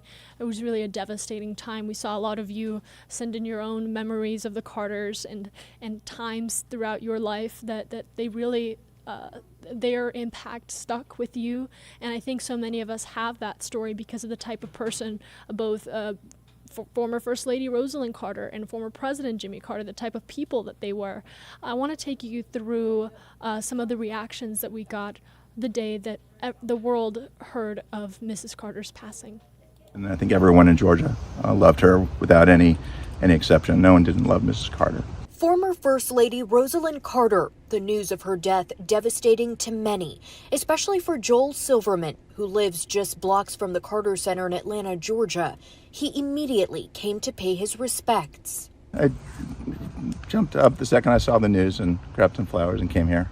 I wish there was a Mrs. Carter bus to leave the flowers at. A legacy of devotion to human rights and mental health. Mrs. Carter did much of her humanitarian work right here in this center that she, along with her husband, former President Jimmy Carter, founded. I think the Carters never stopped fighting for peace and for global health, and for, you know, they never stopped representing the best of what America could be at a time when that's not always evident, that America, you know, stands for peace and for justice around the world. And the Carters were this couple that were tireless in their efforts. Kevin Green also lives near the Carter Center. He too was saddened by the loss of a woman who he says made an everlasting impact. My heart fell when I saw the camera crews, and so I looked it up, and yeah, sad, but what a legacy. The Carters have certainly left their mark on this globe and continue to. From her work to improve global health to promoting greater access to mental health care. Sad but not unexpected, but wow, what a life well lived. Mrs. Carter died Sunday at her home in Plains, Georgia. In May, the Carter Center announced the former First Lady was experiencing dementia just months after Jimmy Carter entered hospice care, the longest married presidential couple in history. 77, that's a feat. And we're joined now by our very own Atlanta News First reporter, Patrick Quinn, out in Plains. We went out to Patrick earlier to see that motorcade take off from the Carter's hometown. Patrick, how's the energy out there? Well, there was a lot of somberness earlier, and I think you heard that. We talked with one woman. She was dressed in black, and she said, yes, I'm in mourning. This town is in mourning. Of course, Rosalynn Carter, she was born in Plains. She grew up here. Her school is just around the corner. She went first to 11th grade. They didn't have 12th grade back then. That's where she met Jimmy Carter, at school. Education was really important for her. She went to Georgia Southwestern State University, what was formerly Georgia Southwestern College. And there was a great story I heard last week about that, where then the naval officer asked Rosalynn Carter for marriage, and she said, no, not till I get my degree. She got her degree, and today the motorcade that started here, it went to Georgia Southwestern State University, and they had a formal wreath laying there. That college certainly meant a lot to her. Her education certainly meant a lot to her. And for here, many in Plains, of course, she was the former First Lady of the country, but she was the First Lady of Plains. And I've heard that so much since I've been here. In fact, here right now, there is this memorial that was launched just in the last week, and you can see the First Lady of Plains, and you see a little bit of her entire life. You see her over in the bottom right-hand corner, a picture of her with her family. She had 4 kids, 11 grandkids, and 14 great-grandchildren. So she was certainly oriented around her family, and you see a lot of the other work around her, certainly mental health. The Institute for Caregivers, that is based at Georgia Southwestern State University, and that effort will certainly continue. And you can see a lot of her other, I mean, she was global. There's Habitat for Humanity right there in the middle. Her on that bike, that's cracking me up. She was funny. She had a sense of humor. We've certainly heard that as well. But this community in Plains, they really recognized that as global as this couple was, this was home. Plains was home, and they never forgot about that. There are so many great stories of them just showing up for dinner, as any neighbor would, and we certainly have heard that today. So mixed emotions today here in Plains, certainly. Some sadness, some somberness, but certainly a lot of celebration for a life well lived. Maria? Patrick, you said that so well. We were talking to our anchor, Joy Limnacron, was talking to Rick, and he said, this is a somber moment and the family really feeling this, but for the community, it's also a moment to be grateful for the life and legacy of Rosalynn Carter. She gave back throughout her life, through her humanitarian work, through her voice. She really was a woman of the future. You actually went down there when the news broke of her passing. Talk to me a little bit about both of that making your way down to Plains and then those initial moments when the town really was grieving together. Yeah, for a lot of residents here that I've spoken with over the last week or so, they say it will take weeks, months to continue to grieve. While the former president, Jimmy Carter, while he went into hospice around February, she went into hospice just 2 days before she died. So her end of life, it went pretty rapidly. And while obviously things were progressing in this way, it did come of a shock of how quickly it happened. So a lot of them said it will take some time. I mean, they were used to seeing them just around planes, hand in hand. A woman I spoke with earlier said it was really rare to see one without the other. So certainly a lot of grief still to be had. What else can I highlight about the trip down here? Plains is really small. Let's just show you a little bit of, this is downtown Plains. There are no street lights in this entire town, but this is somewhat of the main town center, and you can see business after business. We've gone into them. We have certainly talked with a lot of them. You can get some great peanut ice cream, which I still have yet to do. There's a peanut farming company right on the corner here. We're seeing a lot of tractors that will come and go even today. I mean, just as a sign that life is continuing on, work is continuing on. But I've asked a lot of people, what does the future look like in Plains without Rosalynn Carter? And inevitably, what does the future of Plains look like without Jimmy Carter? And for so many of them have told me they'll be gone, but Plains will continue. And if anything, Rosalynn Carter left us a perfect roadmap of the type of people that we need to be in all walks of life. We're certainly seeing that, that people can emulate. So, and in the background there is the headquarters for Jimmy Carter's campaign. Of course, before he was president, he was governor. And those campaigns, they started here. Rosalynn Carter was right by his side for those campaigns. She really did consider herself a political partner to the former president. And she also was right by his side during their farm supply business as they were harvesting peanuts. She ran the books. She was the bookkeeper. She said, I was able to see, when things were going well, what crops we really should tend to most. And so she was more than a wife. She was more than a first lady. She really did consider herself a partner to the former president. And it's been really interesting for me to cover this and to get to know her. I mean, I just can't stress. I went home for Thanksgiving and I talked to my family about it. I can't stress how in awe I am that both the former President Jimmy Carter and the former First Lady Rosalynn Carter, they were able to build this tremendous life coming from Plains. I mean, this town is so small. So to be able to build up that momentum, to not just run for governor and become governor, but then to run for president and become president, and then to build the legacy that they have built post-presidency, all from this small town, it is tremendous, and this town is so proud of them. Maria, I have lost the ability to hear you. I'm still here, Patrick. Can you hear me? Just wanted to toss it back to you, and I'm sure we'll be checking in over the course of the next few days. Remember, this is day one of a 3-day series of ceremonies that will go on to honor the life and legacy of Rosalynn Carter. All right, Maria, Patrick. Thank you so much, Patrick. Taking you back out to some of the moments in the Carters' lives here. I'm going to adjust my audio just for a minute, guys. There we go. My audio box is off the screen. You can't see it too well. But, as we continue to talk about the Carters and the impact they've had, I think Patrick said it best.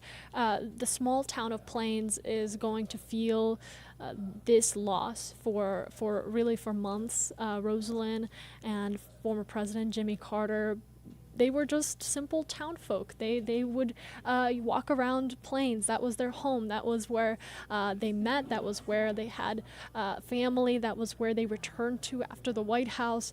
They really were people of Plains, of a simple town, and with that shaped a legacy and put themselves on the map, and in that gave back. And who better to talk about the life and legacy and love of the Carters than the official Carter photographer? How many photos you figure you have of Jimmy Carter?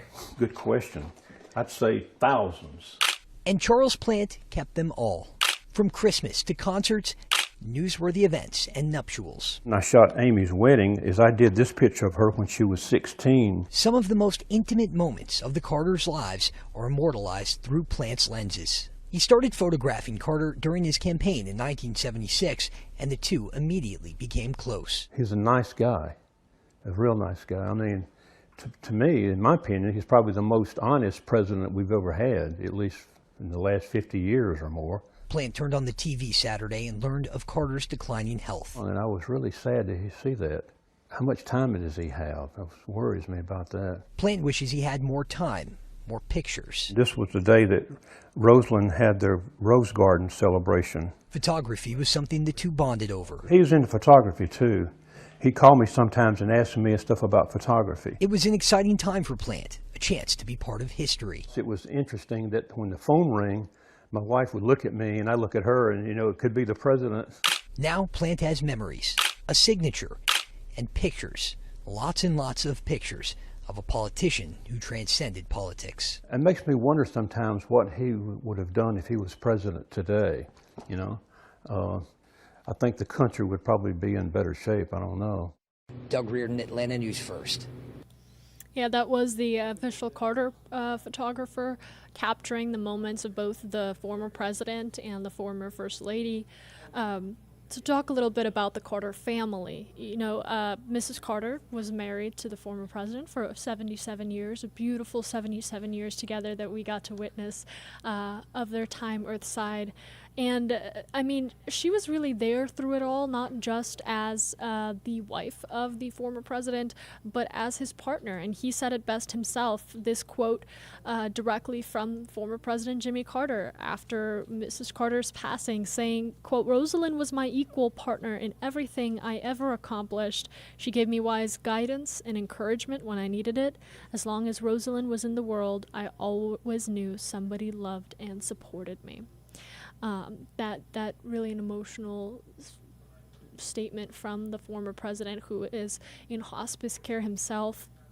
The Carter Center, saying that the Carter family is really reacting and in awe of all of the support that is coming from the Georgia community from across the country. And to talk about Mrs. Carter a little bit, she is survived by her children, her beautiful children, Jack, Chip, Jeff, and Amy. On top of that, 11 grandchildren and 14 great-grandchildren.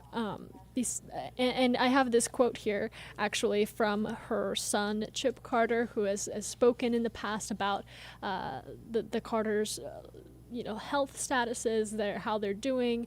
A lot of people wanting to check in on their favorite couple, their favorite former president. Chip saying, quote, "Besides being a loving mother and extraordinary First Lady, my mother was a great humanitarian in her own right.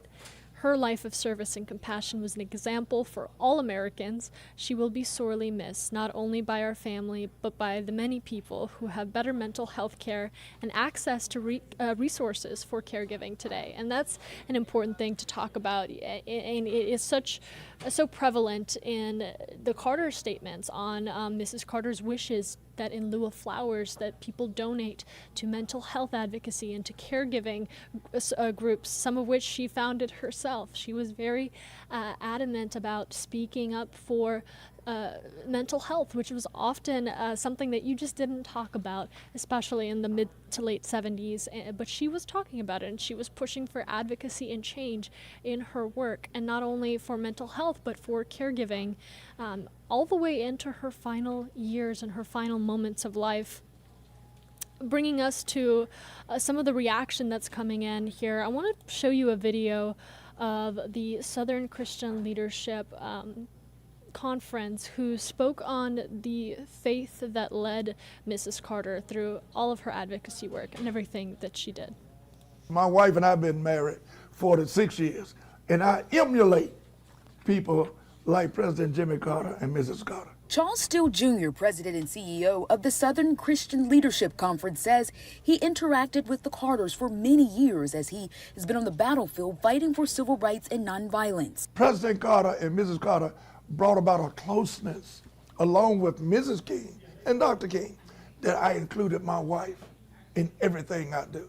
She travels the world with me. Steele says the Carters motivated him. They support each other. And Miss Carter specifically, well, what her life is like with my wife's life and my support. He learned a core lesson in marriage just by being around them. I have studied them over the years, and what I've learned is that they are very faithful in what they do. A value that has proven true as the former First Lady took her last breath on Sunday afternoon. Her husband, former President Jimmy Carter, releasing a statement saying, "Rosalynn was my equal partner in everything I ever accomplished. She gave me wise guidance and encouragement when I needed it.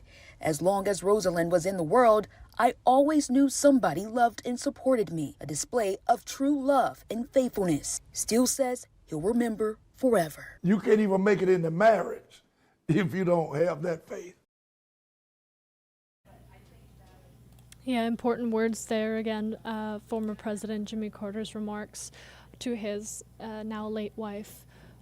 Again, today is such an important day as we begin a 3-day memorial event service for the former First Lady.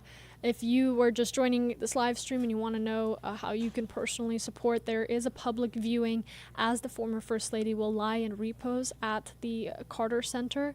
You can attend that if that is something that you wish to do. Come out and show your support for not only the former First Lady, but the Carter family, for former President Jimmy Carter.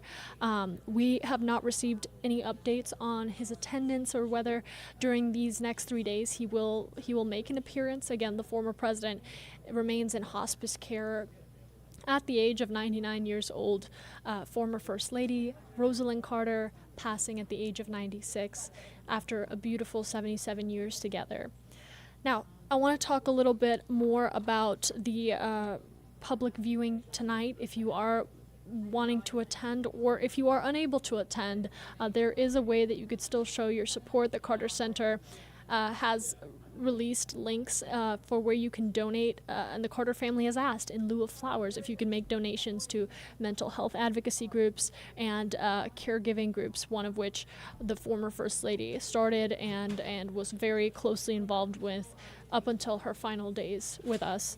But for those of you that are able to attend tonight's public viewing as the former First Lady lies in repose, that will be at the Carter Center. You will not okay, I just got word from our producer. We have been told that former President Jimmy Carter will not be in the motorcade that is arriving at the Carter Center. However, the Carter family will. So we do have that information for you. Again, the latest on that on our website at landnewsfirst.com. But for the Carter family that will be arriving with Mrs. Carter at the Carter Center, that is taking place at around 3:15, and then there will be a repose service happening at 3:30, which we will bring you coverage of, followed by that public viewing from 6 to 10 o'clock. And I mean, as you can see, so much support and tribute that is already making its rounds to the former First Lady. This is Georgia's own credit union putting up a Rosalynn Carter tribute, and just so many people that are reflecting back on the life of both former First Lady Rosalynn Carter and former President Jimmy Carter. I mean, thinking of the Carter family at this time. The news of her passing in her home in Plains, Georgia, just days after we learned that she had entered hospice care herself, really shocked the world and many community members. But it's important during a time of grieving, when a community has an opportunity to come together, that we also look back at her triumphs throughout life and her advocacy. And I think the Carter family would tell you that she is the type of person that would want people to be inspired to take action, particularly on some of the issues that she advocated for, on mental health and on caregiving and so many others. Her humanitarian work really prevalent throughout her life, specifically the Carter's involvement with Habitat for Humanity.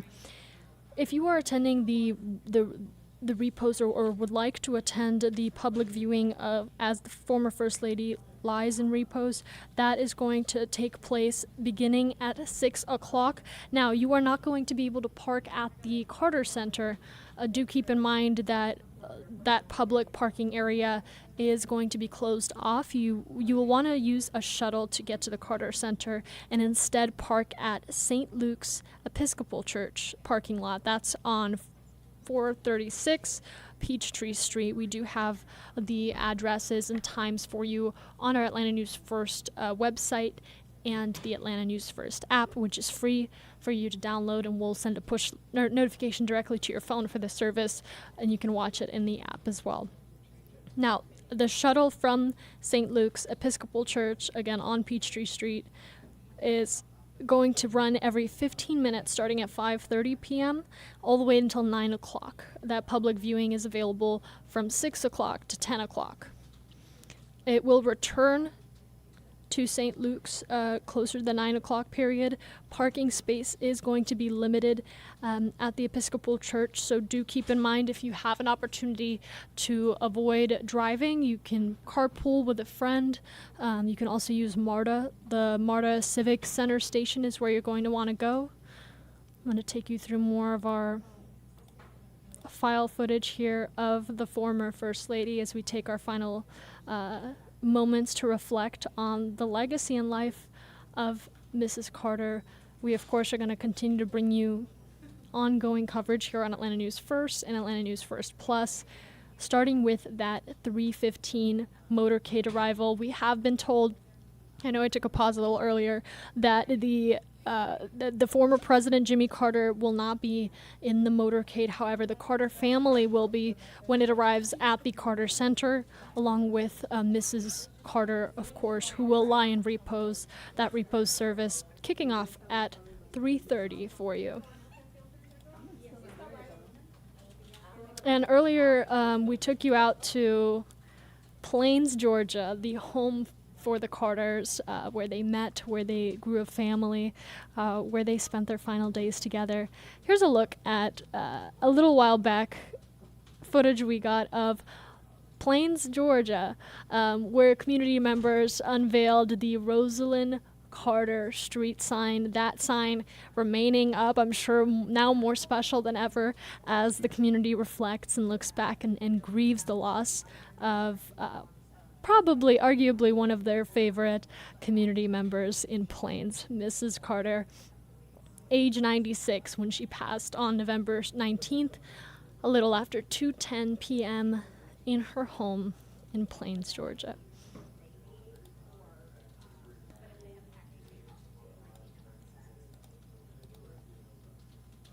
For 46 years, and I emulate people like President Jimmy Carter and Mrs. Carter.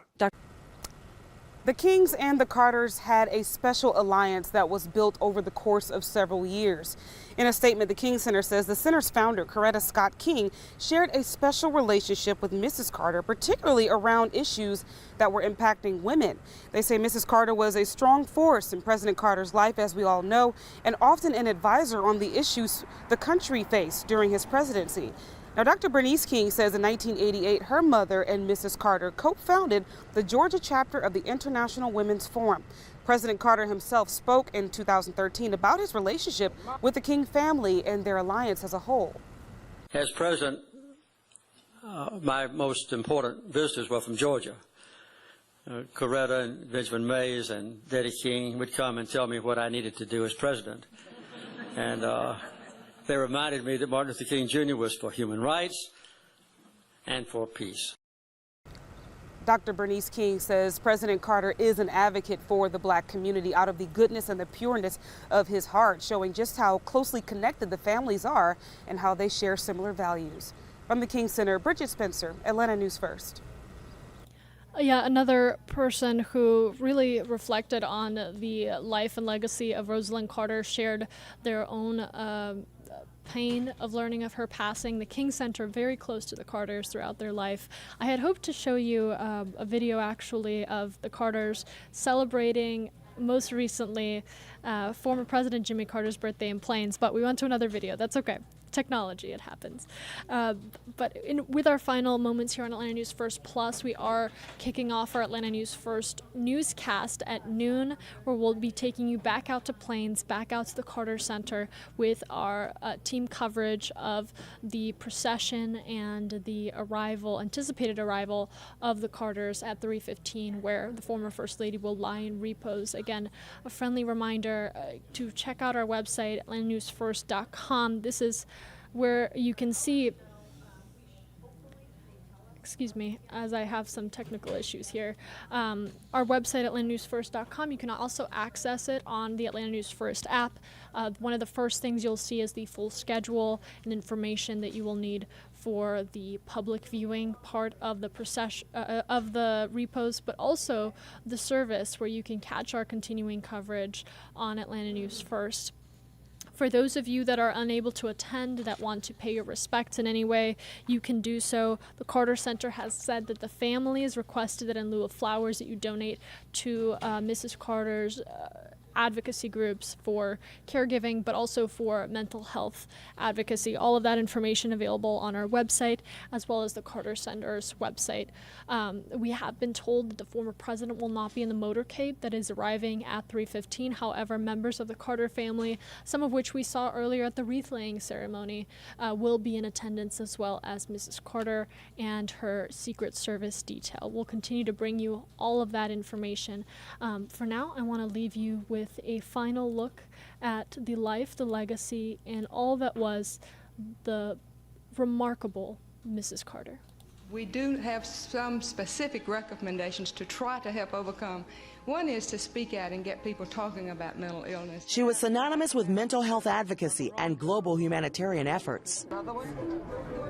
People are much more inclined today to reach out if they have a mental health problem, to talk about their mental health issues, to seek treatment. For those who knew her well, Rosalynn Carter embodied generosity and grace. And almost everyone suffering from mental illness can be helped. The media labeled her Steel Magnolia for her tough demeanor underneath a Southern genteel. She freely spoke her mind concerning White House affairs, sometimes to the dismay of politicians, and championed causes many would not touch. I think that she never was concerned at all about her image. I think what she wanted to do was take advantage of the opportunity she had as First Lady to use the influence of the office to really tackle a problem that was extremely important to her. Kathy Cade served as former director of projects for Mrs. Carter during the presidency. So she created the first projects office ever for a First Lady, and to this day, subsequent First Ladies have maintained that office, and they still remain the center of staffing for whatever projects the First Ladies choose. Before she was First Lady, she was a shy, small-town girl from Plains, Georgia, who loved fly fishing and Frank Sinatra. Born Eleanor Rosalind Smith in 1927, she was the oldest of 4 children in a Baptist home where everyone chipped in to make ends meet. And I think that faith is what has motivated her all of her life to reach out, to help others, and to be concerned about those who are vulnerable. Her devotion to caregiving started at 12 years old when her father was diagnosed with terminal leukemia.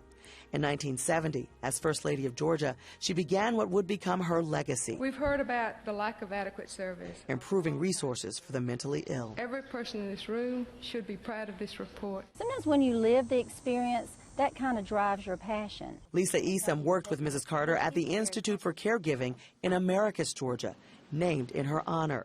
Mrs. Carter was always precise in her vision. She was on the mark. She was ready to go. She's not an impulsive person. She really thinks things through, and I really admire that. In 1979, Time magazine called Mrs. Carter the second most powerful person in the U.S. She was one of her husband's most influential advisors, regularly attending cabinet meetings, even editing his speeches during an era when women were fighting to be heard. And she brought some of that sensibility to the White House, again in her very demure and correct way. But there is a steely center there. Jimmy Carter proposed 2 times before Rosalynn said yes. She was just 18 when they married in 1946. For more than 70 years, she never left his side. They would have 4 children together, travel the world, and change it for the better. They give realization to the idea of a couple as being one. And I know, in some respects, our modern era sees that as claustrophobic or doesn't want to commit, but they, I think, show really the joy of a loving relationship that literally stretches a life. Together, they would build more than 4,000 homes for Habitat for Humanity, work to eradicate guinea worm, and influence human rights around the globe. Pamela Scully teaches women's studies at Emory University and welcomed Mrs. Carter annually as part of the Distinguished Fellows Program. Many in Mrs. Carter's circle say her accomplishments were often downplayed, but that's likely how she wanted it. But I do think she's a modest woman who feels that there are other people, or who might feel there are other people who deserve more praise. But she deserves it too. From the beginning, Mrs. Carter took a front seat to her husband's political career while trailblazing her own agenda. The women's rights movement was at its peak during the Carter administration. There she advocated for the Equal Rights Amendment and fought for passage of a mental health care law in 1980, becoming the second First Lady behind Eleanor Roosevelt to testify before Congress. And that's what drives her life.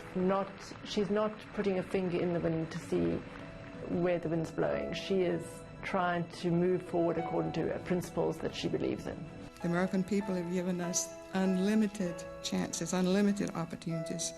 And we have wonderful friends who support our programs here at the Carter Center. Mrs. Carter never slowed down. After the White House, she remained committed to causes she believed in and continued to travel the globe, raising awareness. You know, of all the presidents and first ladies that I've ever seen, she is the only one that has continued to give and give and give her entire life to service to others. Huge leaps and bounds have been achieved because she could open doors and she cared enough to do so.